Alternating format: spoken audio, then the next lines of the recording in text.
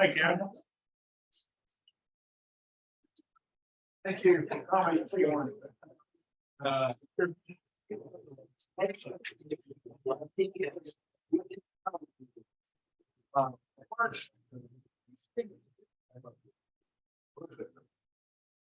do you have any announcements? Got anything you want to add before we kick off here? Are you talking to me? It's not dear. Announcement? Probably I shouldn't. No, it's fine. No, no, I don't. Okay. And I do have my. Marlene has an announcement. Go ahead. Yeah, Marlene. Can you We have stand a- up, please, so we can hear? Good morning. We have a visitor today. His name is Antonio Peña, and we want to welcome him to our Sabbath class. Oh, Antonio. Yeah, good. Well.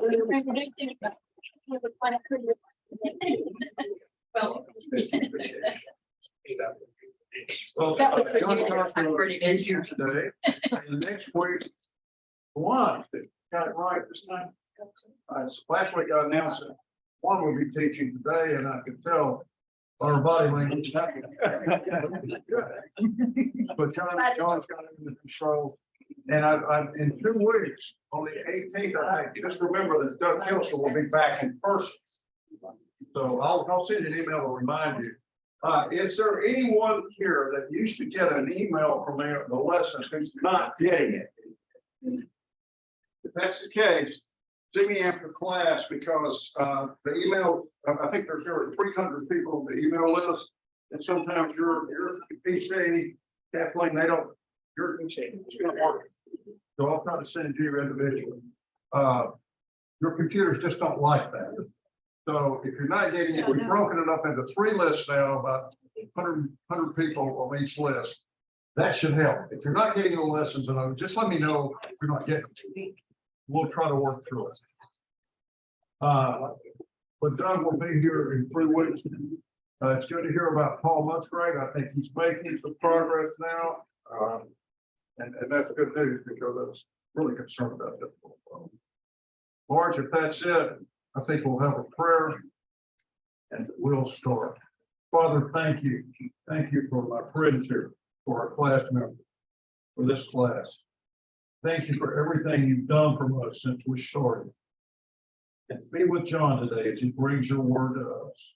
We ask these things in Jesus' name. Good morning. Again, it's Forget about the Zoom, folks. Would you welcome?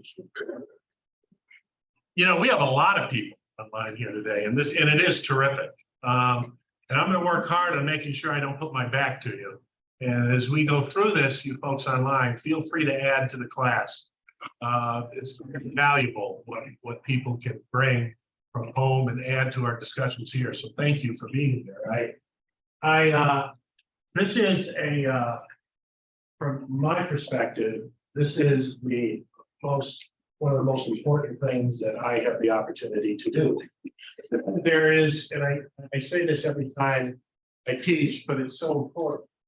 The standards for this morning are very high, because the way you came in is going to have to be different than the way you leave. Something has to happen this morning that brings you to another place where you understand your walk with Christ, and you understand better with clarity things that you want to do, how you want to make decisions, how you behave. Just something I hope is injected into your hearts and minds that can make a positive difference in your life. Don't laugh. A lot.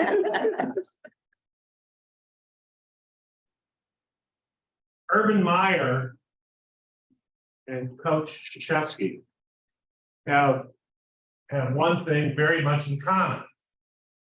Well, a couple things. One, they're both ex-coaches, but they were both successful coaches. You can have feelings as to what you feel about them, but that's not the context of our discussion this morning. The biggest thing they have in common is that in 2014, Both of them won national titles. Urban Meyer was the coach of Ohio State, and they won the national title. And Coach Krzyzewski, known as Coach K, won a national title as the head basketball coach of Duke. And they had an interview soon after they won about leadership. And most of you know that I am a student of leadership and have been in many leadership positions in my 70 years of life. So it's important to me. And what the article concluded with was this, and Coach K brought it all together. He said this: Urban Meyer went into that national title game with his third string quarterback, Collegedale Jones, for you that remember.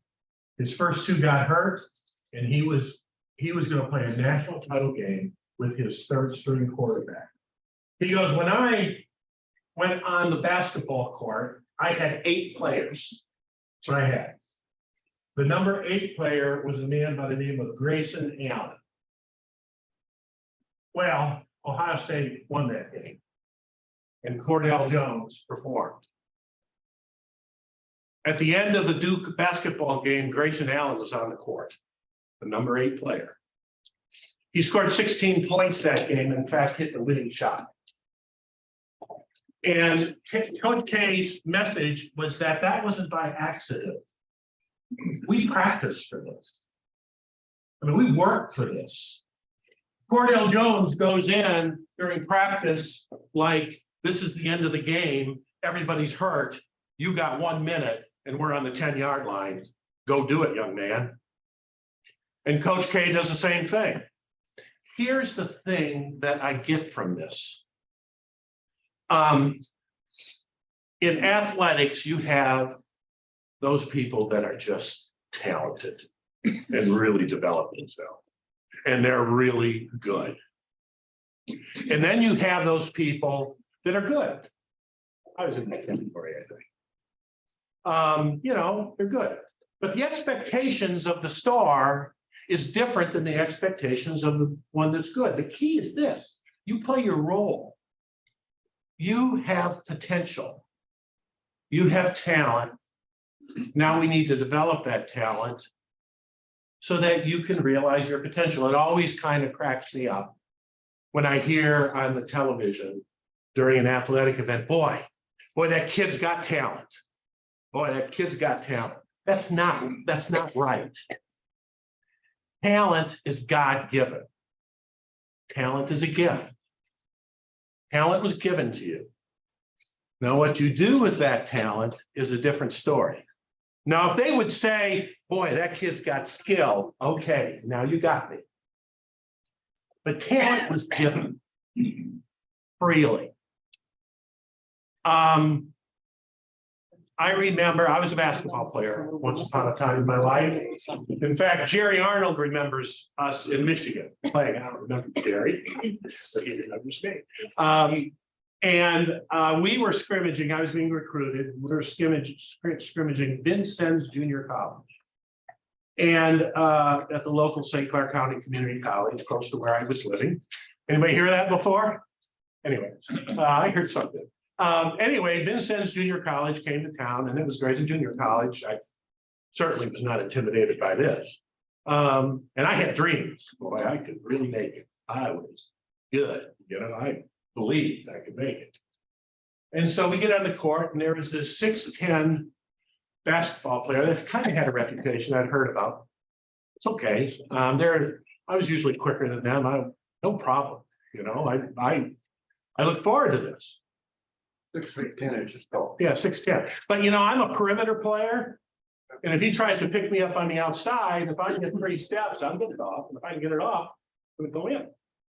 Well, I played that afternoon, and I walked off that court, and I decided that no matter what I did, no matter how many weights I lifted, no matter what I could do in my life, I could never do what that man did to me that afternoon. I could never do it. He was 6'10", and he was quicker, and he was fast, and he played out front, And he played underneath. Bob McAdoo ended up being the NBA scoring champion 3 years later, but he wasn't known then. And I didn't know him. So when I walked out off that court, I was thinking, I just don't have the talent or the skill to do this. So this is what I want you to think about here for a second.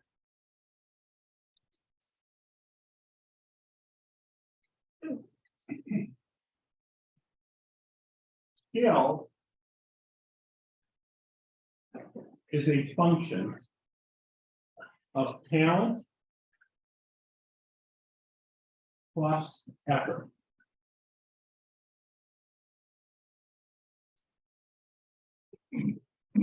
So what God gave you, this is what you're doing with it. Effort, sorry, accomplishment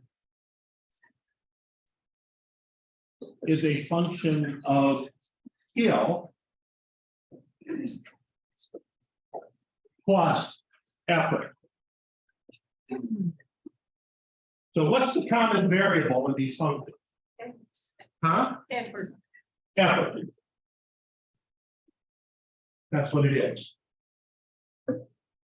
Did any of you think about a time in your life or now or whenever where even you or someone you know really accomplished something, really applied themselves? Can you think of it? For yourself or for someone else? Second question, can you ever think of a situation or someone that if they only applied themselves, look what could have become? What comes to mind? What comes to mind?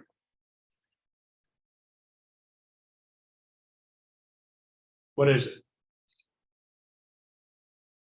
Relatives. Relatives.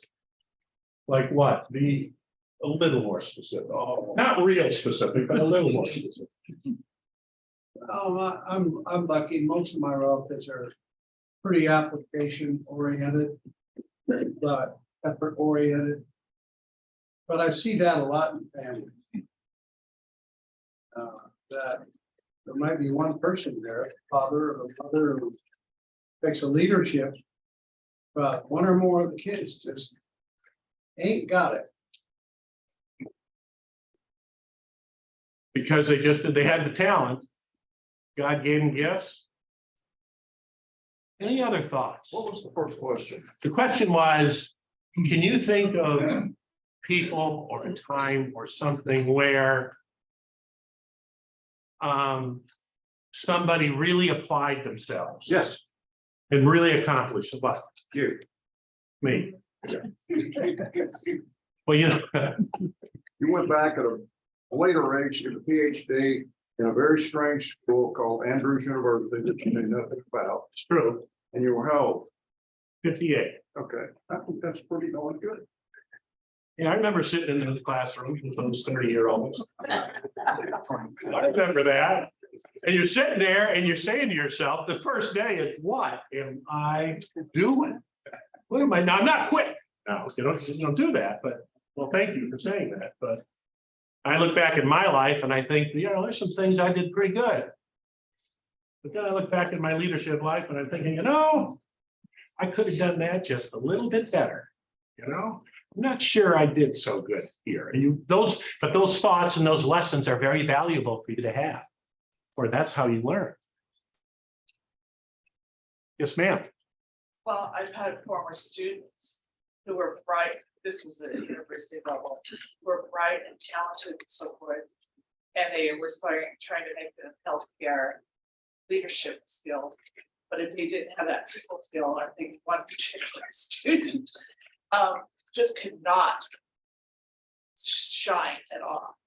B+ students who struggled, who worked to get those grades, who had some skill with people, could rise to that leadership level. Sure. That's what I think when you say those. As a teacher, what a wonderful point you have. Yeah. I believe what comes before efforts is desire. Yeah, effort, I find, and we're gonna talk about this later, you're getting the punchline, is a function of how motivated you are Right. and how well you're coached sometimes. That helps. Helps, it's helpful. If you don't have the desire, you ain't going There nowhere. you go. If you don't have the effort, I got it. Yes, ma'am. Going along the lines of yours, the coaching, and I also was a teacher long ago, and I taught in 2 different schools that were very wealthy, and the students had all the resources together. We still saw students that did not try. I actually, as a student teacher, made their classes harder than the college-bound classes, and they didn't know what I was doing. And then I also taught in a school where it was very low income. And some of those students just had given up on themselves, and they're only in 6th grade. And there was a girl, I gave a test, and in 5 minutes she returned it to me, and of course she failed. And I looked it over and I handed it back to her and I said, you can do better than that. Try again. And we did that about 4 times. And she looked at me funny, like, you're gonna give me another chance? And I said, yeah, you're gonna redo this because I know you're better than this. And I made her redo it every time, and so I think she got over 80%. But It's amazing, particularly at that age, what someone can do when someone else believes in them, Amen. isn't it? It is so true.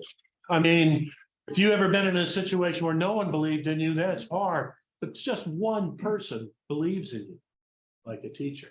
Yeah, somebody else had a comment here? Oh, yes, sir. I was thinking about the disciples. You maybe could argue that Judas was maybe one of the most, he had that, the talent and the skill, but he walked away. And the rich young ruler, Linda and I were talking about that this morning. Why don't people, our kids or whatever, why don't they see the opportunity and they just don't grasp it, don't do it. Well, we're gonna talk a little, yeah, go ahead. You asked about accomplishing something. I think being told you can do it is important, but also not being told what you can't do. I had hand-eye coordination difficulties. And when I was a child, I was evaluated. On the day I graduated from Southern, my mom was in tears. They told her I would never go to college, that I would be lucky to finish high school. My parents never told me that. I didn't know I wasn't supposed to go to college. I was treated as though I was expected to go to college and I was expected to do well. I graduated with honors from Southern because I didn't know that I couldn't do it. There you go. You know, I sit there, I remember when I was in grade school, they had 3 classes at Custer Elementary School, Southfield Village, Monroe, Michigan. They had 3 classes, the smart kids, the average kids, and the dumb kids. That's not now the adults that say that, but that's what us kids say, you're in the dumb class. And I was in the dumb class, you know, I was in the group 3. I was one of the dumb ones because I stuttered. And so that was, I was put there. And then all the way up through 4th grade, Mrs. Schultz and I didn't get along. I won't get into that. I've done that before here. It's a bad deal. Mainly my fault. No, not mainly. But my 5th grade teacher believed in me. She loved me. She gave me the citizenship award in 5th grade in front of my mother. This was after I got a D in citizenship in 4th grade. You know, and so somebody believed in me, and that's, man. I'm 70 years old, almost 70. Sorry. And I still think about it. Yeah, Marlene. So you said that talent is God-given. And do some people receive more than others? You know, like the story today is like just the one he gave this many. So people receive talents in different measures. We're gonna get into that. But I'll give you my answer. I don't think it's in different measures. But I think it's fair, just not equal. My talents are different than yours. And so what I'm given, I don't think it's a more or a less thing, but it is a different thing. Yes, sir. I have a friend that was considered dumb by his family. He's now got a PhD in engineering because he found out that there was something different in the arts and science and the arts. You know, I think so much of this, the challenging of individuals, is about recognizing that we're not all created equal. And our talents may not be what our parents or our teachers or maybe others expect. There's a lot of really dumb people out there that are really smart in their area. You know, and that is a very, I think, very intuitive. We're not going to get into that today, but it's very relevant, what you just said. I think it's very relevant. I mean, I wanted to be a great, very well-known, famous basketball player. Well, that wasn't gonna happen. But you know, that's what I wanted. But I'm never gonna be 7'2", you know, and so I think, but I was working towards that. I mean, that was embedded in me. I'm supposed to do this. And if I don't do it, I'm a failure. It's kind of like that. Let's get into our lesson though. This is very important in the context of what we're going to get into now. Yeah. But John, you're better off for trying. Overall, you're better off for it. That's this. That's this. Yeah, Gordon. Speaking of the trying thing here, there's certain parallels between the trying in life and the failures that happen as you're trying to develop a new business. Those failures are what make you ultimately successful. The trying and even the failing to be a basketball player was an important part of your evolution to who you are. Yeah, that's right. I've always spoken on this. It's not your successes, but and it's even not your failures. It's how you respond to your failures. Yeah. I mean, how do you do it? Yes, ma'am. Everybody has to put in effort, but what I've noticed over the years is some people who are handed everything, they feel entitled and they don't feel like they have to work for anything. It should be given to them. But the people who have to work for things are very often the ones who accomplish more because they're willing to put in the effort, whereas some people are not willing to put in the effort. In this parable, Jesus gives currency. Jesus gives it. And it's going to be freely given. And so now what do you do with it? Now that's what we're going to be getting into here in a minute. You know, so again, you're talking about that effort. Last comment. Yes, ma'am. How about a woman that no one believed in, single parenting 3 children, taking whatever college course she could and building a successful business? How about that? It's driven. How about it, Roy? Well, I was going to use the term perseverance. Speak up. I was going to say the word perseverance, because when I was in college, it took me 10 years to get through all of the things to get my undergraduate degree and then go on to graduate school. Perseverance, you don't quit. Perseverance. Yeah, that's right. Last comment. And I'm gonna argue. Because I cannot, no, there's no argument. No, I'm gonna suggest All right. that the most talented people often don't have enough failures to really learn what it means to persevere. Yeah, when I interview people for a position, I'm very interested in your failures. And the greatest answer is, geez, John, I've never failed in my life. So I swing open the door, I call my assistant in, bring my football. I want this person to sign it. I've never met anybody who has never made a mistake until today. Now, you're not going to get the job, by the way. Anyway, it's a fun interview for about the next 5 minutes before, you go. All right, let's get into scripture here. And what we're reading from the book of Luke, and this is in your Harmonies 131. And it's the parable of the 10 minas. And actually the 10 servants. So Luke 19, 11 through 28. Luke 19, 11 through 28.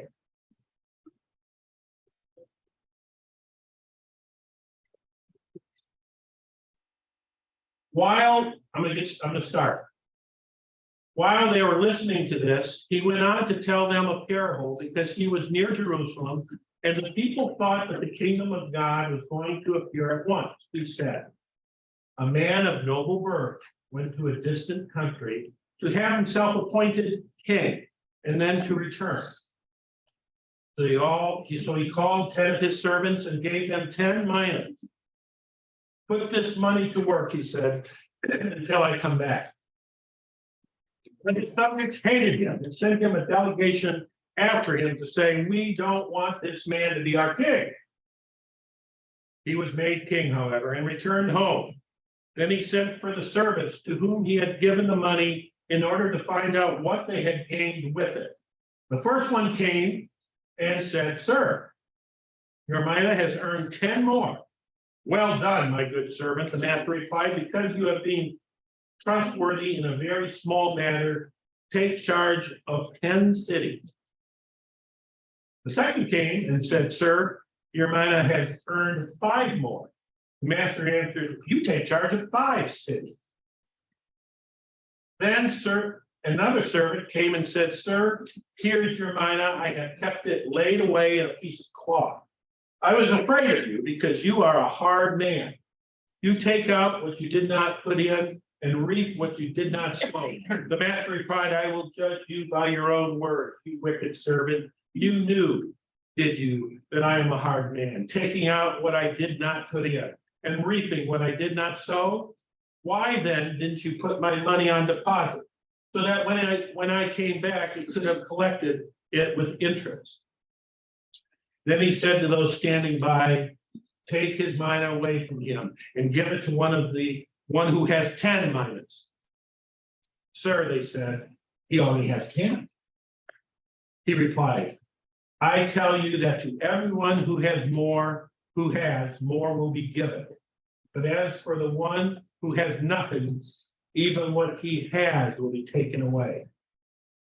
But those enemies of mine who did not want me to be king over them, bring them here and kill them in front of me. I find when I read Christ's parable, it's important to look at this in context. Context means, okay, what took place just before this? All right, so I'm going to quickly read Luke 1 through 9. And my question is going to be, why did Jesus tell this parable then? After this one? Because it's one right after the other. Jesus 19, verse 1. Jesus entered Jericho and was passing through. A man was there by the name of Zacchaeus. He was a chief tax collector and was wealthy. He wanted to see who Jesus was, but being a short man, he could not because of the crowd. So he ran ahead and climbed the sycamore tree to see him, since Jesus was coming that way. When Jesus reached the spot, he looked up and said to him, Zacchaeus, come down immediately. I must stay at your home today. So he came down at once and welcomed him gladly. All the people saw this and began to mutter, he has gone to be in the guest of a sinner. But Zacchaeus stood up and said to the Lord, look, Lord, here and now I give half of my possessions to the poor. And if I have cheated anybody out of anything, I will pay 4 times that amount. Jesus said to him, today salvation has come to this house, because this man too is a son of Abraham. For the Son of Man came to seek and to save what was lost. Why was this story told just before the parable that we're going to talk about? What's the timing of it? This is a hard question. I had trouble trying to figure this out. And that's why I'm asking you. Why one then the other?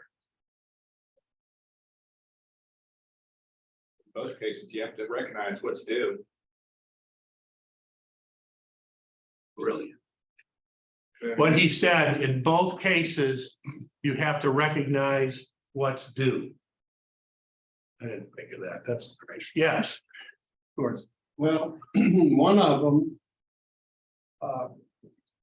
talks about the distribution, the use of your funds, what you have. The other one talks about what you do with what you have or can have. And it's all related to your heart. What is it you're wanting to do? And if the Lord gives you something and you want to help the Lord, you're going to build on it. He's already given you something like the tax collector, and you realize that it really is his, and you've sinned, you give it away. But You know, what you just said to me, this is what it means. It's not about what I can get. It's about what I can give. That's what you said to me. Yes, sir. God's world is upside down. Talk loud. I said, God's world is upside down from ours. It's different. And when you look at that first parable, it's about stuff. It's not about stuff. It's about being humble. It's about being a servant. It's about helping other people, which is completely different than the stuff of this world. It's different. But I wanted to you talk to, about Zacchaeus. Zacchaeus had stuff, but he also had a need that he was willing to go to Jesus. see, that's what we're going to get into here in just a minute. I think the reason why this parable was given, though, is that when you talk about stuff, in our minds, that's practical. Okay, I can understand that. And now we got to get into the stuff that isn't stuff. And I think that was the reason why, yeah. Really. So to me, the parable of the 10 minas, it's more like a prophetic parable. So at the end of the story with Zacchaeus, for the Son of Man came to seek and to save what was lost. Then it goes, the people were thinking that Christ was going to establish his kingdom now. He says, well, let me tell you something. The man went to be crowned king. Jesus went to heaven. Okay, in the meantime, he left us here with the task to seek those that were lost. Okay, in that context, how close are we to the cross right now? In this story? Very, very close. Very close. I mean, he's on his way to Jerusalem for that past week. Now, I don't know what the timeline is. Yeah, 3 months. That's your theory, somewhere in there. It's short. So who is Jesus talking to? His disciples, people close to him. He's talking to his disciples. The clock's ticking. These boys aren't ready yet. And so he's talking to the disciples. So when he talks to the disciples, who else is he talking to? Yeah, Gordon. Us. Me and you. That's what I get. Yes, sir. How close are we to our cross? Well, Says, deny yourself, take up your cross and follow me. I think it's coming up. well, I don't know. What the nobleman here, what does the nobleman represent? Who is the nobleman in the parable? Let's go through the characters and let's get to that. Who is the nobleman represent? Christ. Christ. And where did the nobleman go? To be crowned to be king. To be crowned king. Where would that be? Heaven. Heaven. So the nobleman is Christ. He went to be crowned king. And then so who is the servants? We are. Where are the servants? The disciples. That's exactly right. What do the minas represent? Besides, by the way, 3 months of wages is what my research said. Yeah, Roy. Represent commitment to what you're doing. It represents the commitment. It represents, what I got it from the miners is that that's the talent. I'm giving you this gift. So when he runs down the court and he says, boy, that kid's got talent. Yeah, he's got talent. He was given it, but it's not meant that way. Because how many, everybody in this room has talent. Everyone in this room's been given a gift. But Christ went away to return. Hence the relevancy of your comment. You know, when does he return? Well, we don't know. Well, it was about being ready and, Well, what are you doing? yeah, really. You know, I gave you one, how many you got? You know? I gave you these gifts. That's why, you know, it's relevant because you don't know. Kevin had a comment. Yeah. Oh, well, you actually kind of went that direction already. That's okay. But my brain also went in another direction now. All right. I think it's interesting, although the stories are different, they're kind of talking about different things. But I think God often wants to address balance and not extremism. So you have a case of a guy who got his means or whatever in dishonest ways, and now he's like giving away everything. But then you have a story about investing your talent or whatever and growing. So it's almost like, because I can see some people looking at Zacchaeus and being like, oh, we need to give everything away. So I see kind of like a little bit of balance of, you know, pulling this in, like sometimes we need to grow, sometimes we need to give away, we need to be honest. Well, one of the things, yes, sir.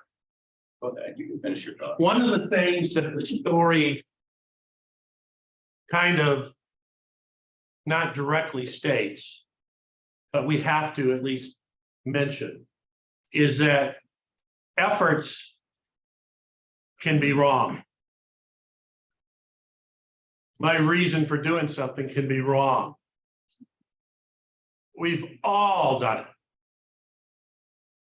It's not the issue. The issue is how much, and we talked about earlier, how much have I learned from this? And do I look at it right square in the eye and say, that was not my best day? And don't duck and weave. That's where the blessing of the mistakes come in. It's the learning. Yes. That's the learning. Yes, ma'am. I think that the whole purpose of this story is probably in verse 17. Well done, my good servant. His master replied, because you have been trustworthy in very small matter, take charge of the city. It wasn't that he had multiplied it 10 times, it was that he had been trustworthy. That what he had been given, he used trustworthy. I don't think it was the amount that he produced or didn't produce. I think if the one hadn't hidden it, but he'd only produced one more, it would have been sufficient. It would have been trustworthy. He wasn't trustworthy, which is the problem. See, I think that's a very important verse. And I'm gonna bring out one that I think is equal to that. Hear the verse, John. What was the cause? Verse 17, when we're talking about the good servant. And the position was that the person, well done, my good servant, because you have been trustworthy in a very small matter, take charge of the 10 cities. And we're about ready to, you know, soon Jesus is going to say, you know, you didn't do good, servant. You're a wicked servant. We're going to talk about that too.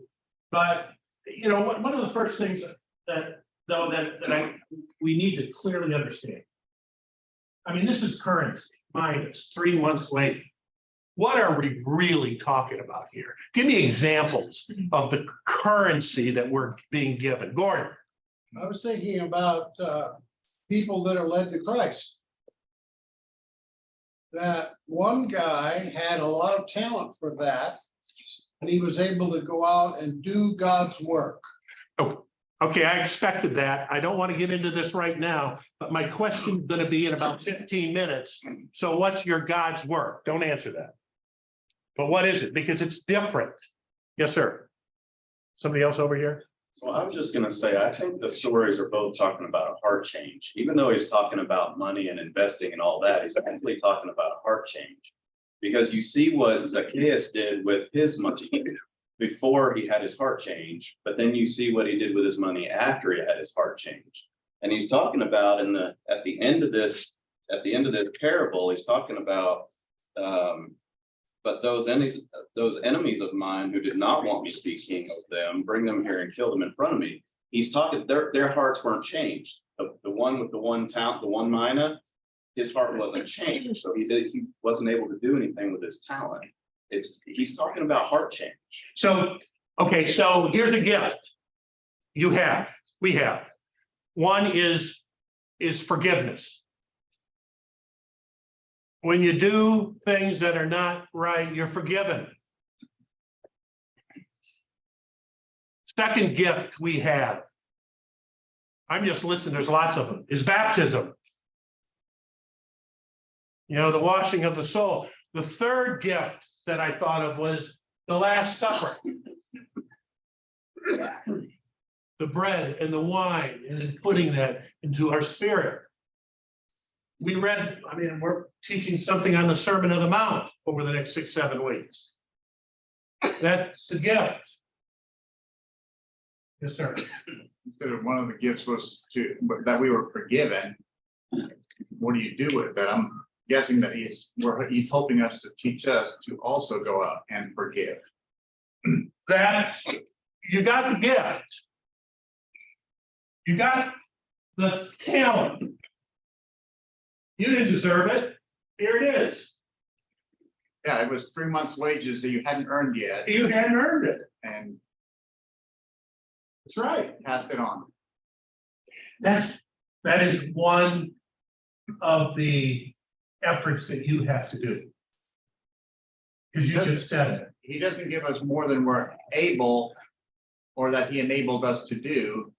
So whatever the talent is, if we live up to our own potential that we were given, we're successful in his eyes. Yeah, see, it boils down, as I studied this, to we are given this talent, these minors, to realize a purpose. Second, I got it. To realize a purpose. And realizing that purpose is what we try to get to. Motive is also the guy who didn't want to do anything. He didn't have confidence or trust or like of his boss. So why should he go and try and make his boss money?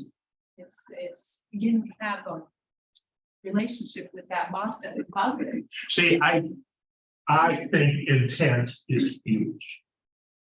Why do you do stuff?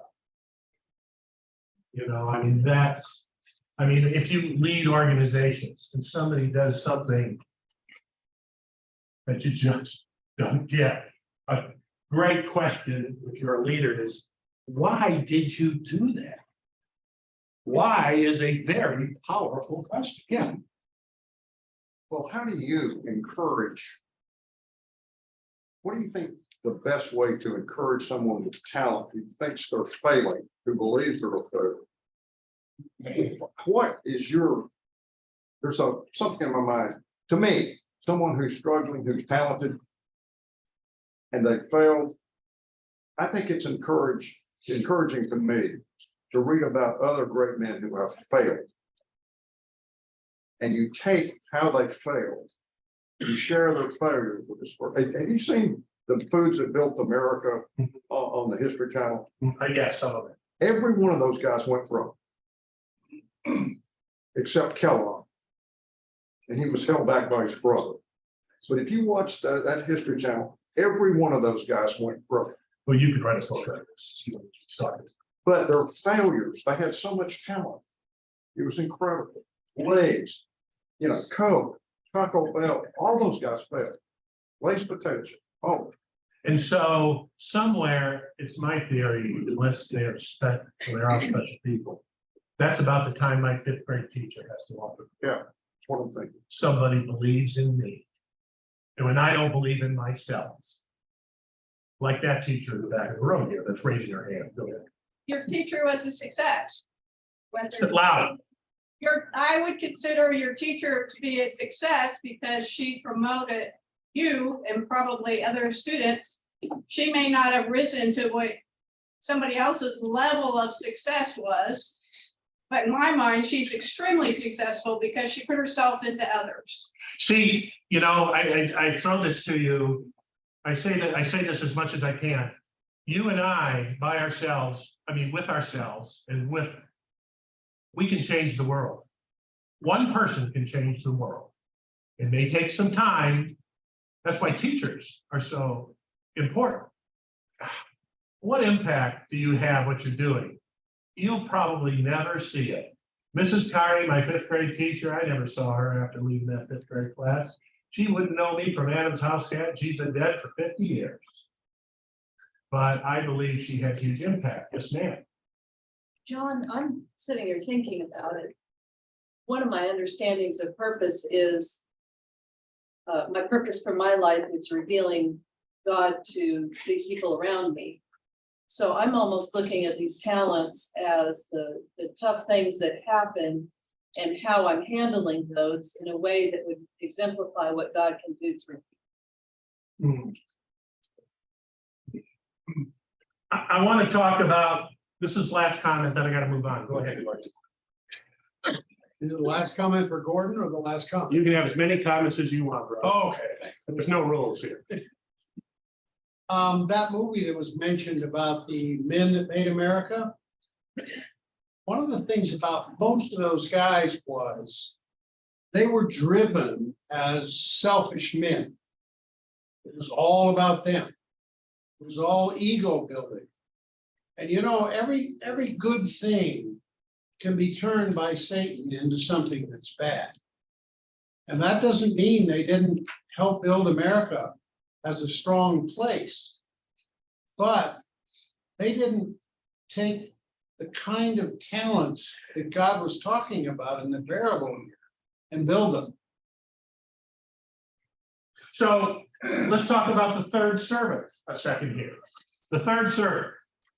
He's the one that buried the currency and gave back and did not grow it. What was it about this third servant? Well, here's what I kind of got out of it. First of all, you're a mean master, he said. You're a hard master. So this servant didn't gladly receive this gift. He didn't have a smile on his face when he received it. He didn't trust the king. He didn't trust it. He did not honor the king. He didn't. He didn't trust. He didn't honor. Yes, ma'am. Could, the 3 guys and their words be tied to their picture of God and their trust in him? Servant number 1. Thank you for giving this to me. Let's see what I can do with it. Servant number 3. Man, I'll tell you what, if I don't give this back to you, you're gonna cut my head off and put it on a platter, you know, because you're a mean king. You know, I don't like it. I almost wonder if, you know, what would his response been if he tried and failed? What if he lost the talent? You know, because what you hear here is he's saying you didn't even try. That's what I heard. He didn't trust himself to try either. If No. you read between the lines. No, so if I asked that third servant, what are your talents? He'd probably come up with a blank stare. He's living in fear. Yes, yes, ma'am. Do you think at the crucifixion, the disciples went back to this and thought Judas was the third? They had been given the talent. Jesus had spent 3.5 years giving them the skill. Now they needed to put that effort in order to increase the miners. Well, I think it's another study, but even at the crucifixion, the disciples were closer, but they were not there. You know, Peter denies 3 times. There's others. There's only one disciple at the base of the cross, that was John. But they went back into that house, remember? And the Spirit came in. And now they were getting it because they exploded out of that house and really started building the church. That's another study. Yes, sir. John, I think that the talents, we try to box the talents on what it is, right? We try to define it. But I think the talent, the greatest gift that we've been given is time. Time has been given to us to come to salvation. Obviously, forgiveness and salvation is a big gift. But how do we get there? We get there to time, to grow. And that's what all the different, in my mind, that's what all the different measures of it mean. Because we use our time differently. And then there's some of us, the third servant, wastes his time, doesn't do anything for his salvation or that of the others. I think that's a very intuitive. There's patience. One of our gifts that we're giving is a very, very patient Christ. And then we're moving on. I think this is a really interesting discussion. Because like you said, it's talents, be it financial, be it leadership, be it time. Yeah. Are we gonna use them for God or are we gonna use them for evil? Intent. Both are used and development of the talent. But we can take the same parable, and if we're developing our talents for Satan, turn it right around and make it a very evil thing as far as the great controversy is concerned. So that begs the question, why did the third servant have such a bad attitude towards God? Why did he have such a bad attitude? He didn't have a relationship. Roy. It's because of self. It wasn't from himself. This is To me, wicked. that is the important thing. Talent itself is a gift, and if we think that gift is ours, then we're going to be selfish about it, and it comes to nothing. But if we see it as being a gift from God, then that talent becomes greater. And that kind of defines a little bit what wickedness is. What was your comment? What was your one word? Antonio, what did you say? No, he didn't have a relationship. The servant didn't have a relationship, didn't get to know Christ. I think the third servant's God was himself. I think he was his God. Self-centered. Self-centered. Well, okay, so let's be practical about this before we throw him completely under the bus. If you're only given one talent, it's a little bit more daunting to try to multiply that talent than it is for the guy who had 10 talents to multiply. Well, they each had one. You have a lot less to work with. They each had one. In the end, they all had one. They all had the same. One ended up with 10, one ended up with 1. And so if you're going to invest with 3 of us and I made 100% and you made nothing, you're probably going to give me more. So it comes back to your question of why. Why? What's your why? What? Yes, sir. That, I don't know, but I do think I used to work with a lady, she'd say your attitude will always determine your altitude. And Dwayne said we started with desire. I don't know why he didn't. I don't know why some people, it's there and they won't capitalize on it. They walk away from it. Their inheritance, their talents, it's hard to figure. Oh, man, that's got to be, all right. So that's what I've got to talk about that now. Yeah, go ahead. Well, I think that I think one of the important point and the question I was going to have is what talents do you have? What are your talents? What are you good at? What are they? I remember going down the basketball court. I told you the story before. I go up with my left hand and I miss the layup. Coach jumps off the bench, screaming and yelling at me and screaming and yelling. You have the worst left hand of any basketball player I have ever coached. Never use your left hand again. You are never to use your left. When you're taught in basketball and you go up on the left side in 8th grade, you use your left hand, Oh, no, you never use your left hand again. And then he whispers to me, but you have a great right hand. Now, he didn't say that out loud, but that's what he said. I guess when I think about that, I never did use left hand, not in front of him. But I can tell you, I also think about the things that I'm not very good at. And I'm gonna give up the ghost on those. There's some people that do say, you gotta improve on your weaknesses, I'm not so sure about that. I don't know. I don't want it. First of all, I don't want to do it. But I'd like to improve on my strengths. Because those are the gifts I've been given. And now, what's my intent in using those gifts? What am I doing it for? Yes, sir.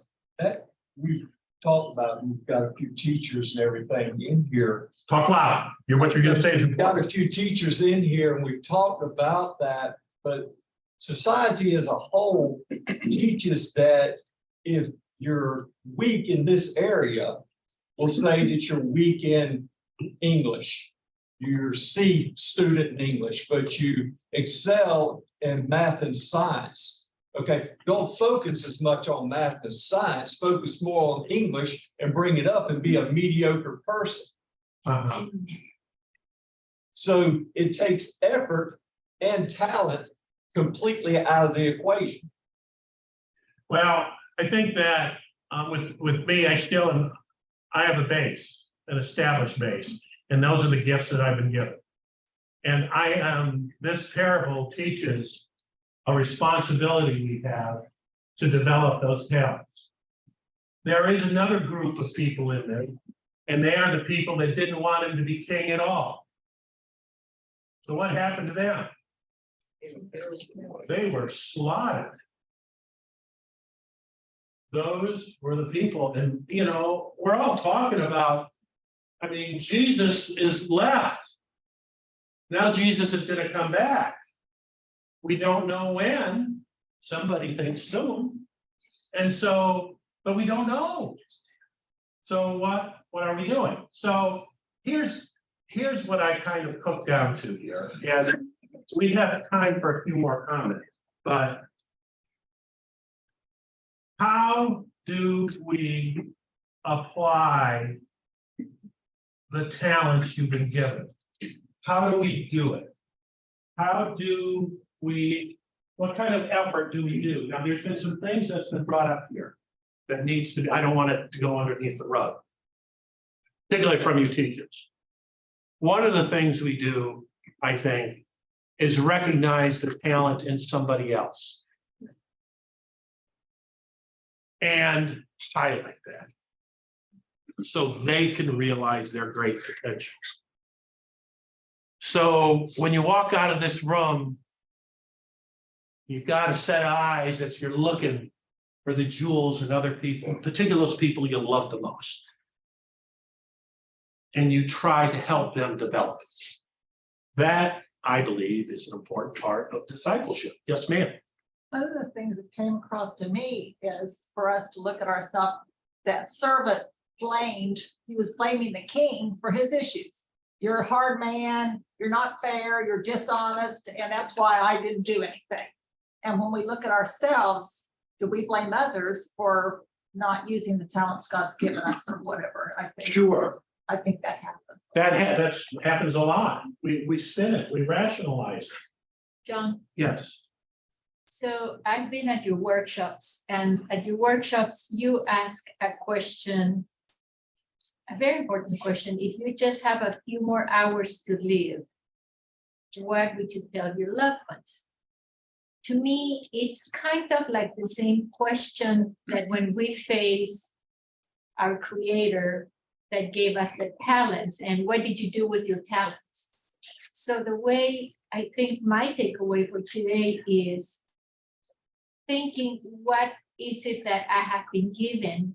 And what is it that I am doing with it? So when I face my Creator, what would my response be? Yeah, I have,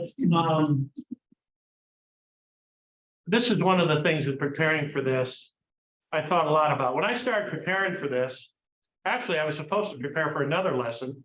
I spent a couple hours on this, discovered I was preparing for the wrong run, called my good friend, and he said, well, we'll switch. You keep doing that one. And the reason why was because there wasn't, when you first read it, there wasn't a lot here. But when I got into it, there is a lot. Do you have a comment? Go ahead. Yes. I have to wonder at the premise of this whole thing, because I don't think there's anything we can do to use our talents or good things. I think it is 100% dependent on our willingness to allow him to have a relationship with us. And then naturally, skills and the talents that he's given us and everything else is going to be directed in that focus. Other than that, there's not much we can do. So that's a lot though. So how do you do it? Now, let me give you what I'm driving at here. How much time? For you. Yeah. Yeah.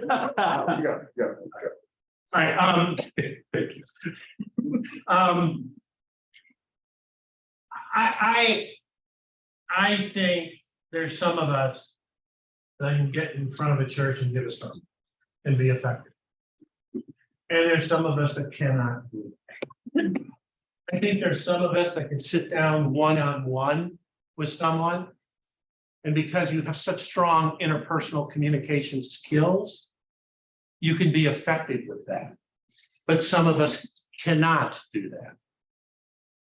I think it's really important that we, at our ages, to appreciate what we're good at. But there's one thing that we all can do. And we do it, is that we model behaviors that other people observe. I know in leadership, followers look at the behaviors of their leaders and copy them. I know that everyone in this room has the ability to influence someone else. How do you influence them? Well, this talent thing is part of this. But how do you model the behaviors that really have impact? Now listen to me here. In this room, there exists a lot of people that are in transition. You are sitting here. There are people in this room that are going through divorce and separation. You're here. There are people in this room that are financially very much struggling. You are here. There are people in here that's been fired from their job, and they're going through a transition. There are people here that have had their last child leave home, and now there's this hole. We've dealt with that and the transitions that can give. We all have. I have. What's important about these things is these are the hard things in life. These are when you are in transition. But please understand that when you're in these places, how you behave and how you make decisions is being watched by the people that love you the most. And when they go through all this crap, that's how they're going to behave. And that's how they're going to make decisions. So my opportunity, I mean, I can use my talents all the time, but my real opportunity to really use them is when things are really tough. When things are easy, it's easy. But when things get tough, then what do you do? Some of you are in that space right now. Some of you have definitely, we've all been in it. So I want you to think about when things are difficult, when you are in transition. There's people in this room that are going through physical challenges right now. You know, something's happening to get you when you get older. And this isn't fun. And my daughters are watching me, you know. I think the easiest transition in my life is when I got married to Trish. That was a cakewalk. Just to clear the air. I figured somebody would but yeah, Gordon. Just thinking that probably the most important gift that God gives is a gift of how you're going to think about things. We talk so much about talents as in the physical realm, but I think about myself, I think about you. You know, how you think gives you the talents that you have. I think so. It took, I mean, for me to get to this place right now, it took me about 70 years. So this patience and time thing, there's something to be said for that, you know? I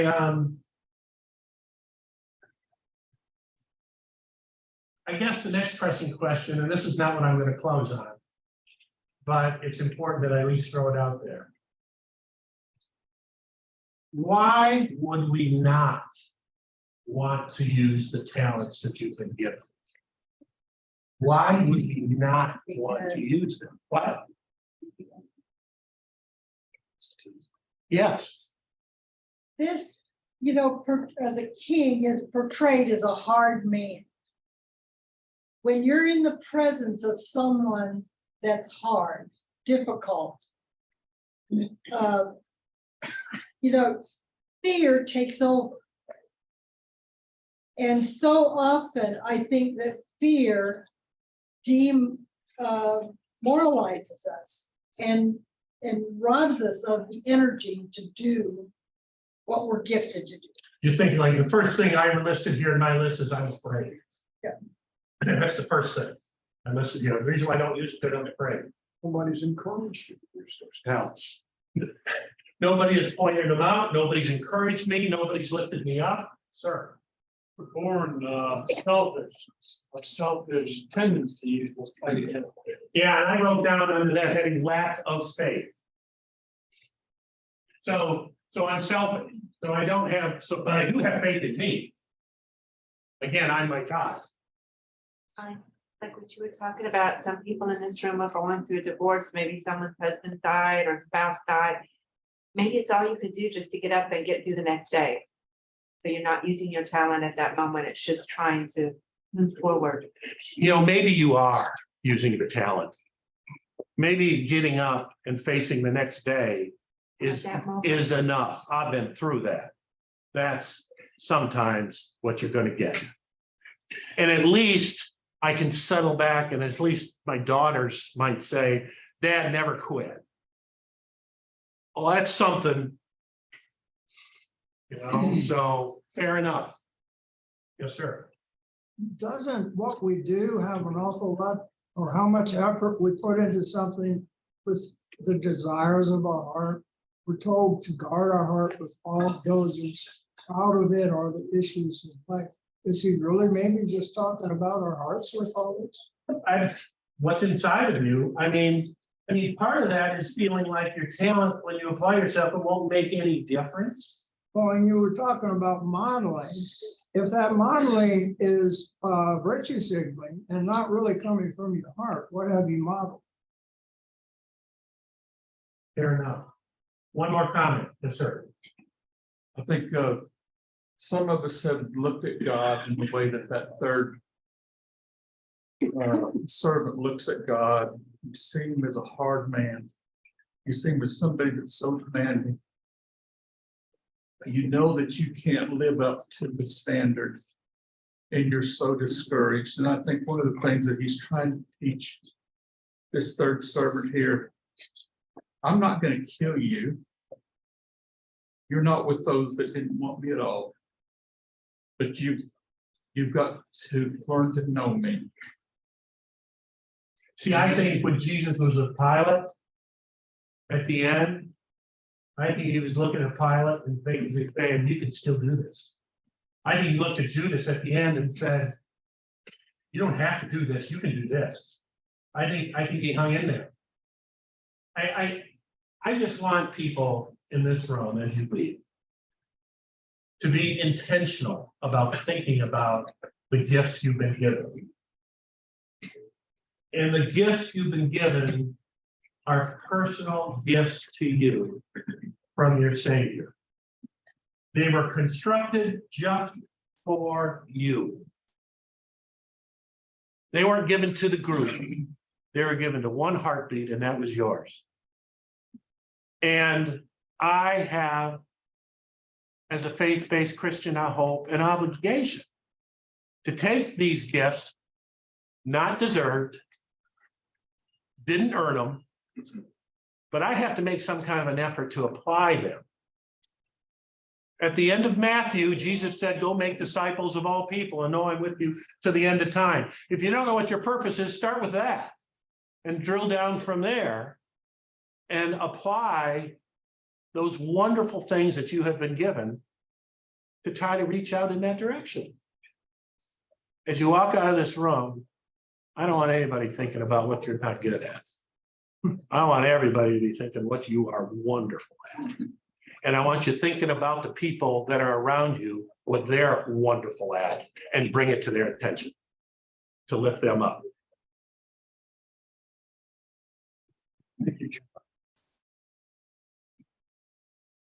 When I give a talk to some of the students at the university here, I want them to know that I know that some of them are afraid they're going to flunk out. Some of them are struggling. They're not making it through. They don't have the money. They don't. Well, I tell them I'm sitting right there beside you 50 years ago because I didn't have the talent. I didn't have the background. I came from one of the worst school systems in the history of it, since the dark ages, Chatsworth, Georgia. Not really. I just wasn't a good student. I said, don't worry about it. I have learned that if you will use the talent of the guys that became CPAs, the guys that became lawyers, the guys that became engineers, the guys that you really need on your team, it doesn't matter about your lack of talent. It's how will you befriend these people? Anybody can be friendly. Anybody. I hope. That's a talent. I was not that smart. I was just, I didn't want to be bored. That makes any sense. And I stayed with enough people, around enough people, and I'll close out with this. Recognizing the lack of your talent is one advantage. And then finding people that you can encourage with their talents has been a hallmark of my life. Other people helping me because they were so talented, and I told them how much I appreciated their talent. It was everything to me. The other people's talents, the encouragement that I wanted them to get. So if you see someone who's on their back, like my ex-brother-in-law called me last night, drunker than a hoot owl, tell me how bad alcohol was for you. He's a very talented former physician, but he's in trouble. How wonderful his wife is, and then he tells me the bitch has been gone for 4 days. I don't, somebody needs to go help him. We need to use our talent to help people like him, and we can. And I'm not a genius, but I do know that I can do something to help other people with their talents. I need to go see my ex-brother. Juan is teaching next week. Boy, we have a purpose. Loving Father in heaven, we're grateful for this lesson that you've been teaching us. And we pray that you'll put it in our hearts and make it useful for others. We ask you to do this as we now leave to go to the sermon today. May it fill our hearts. We pray in Jesus' name. Amen. Amen. Thank you for coming, please.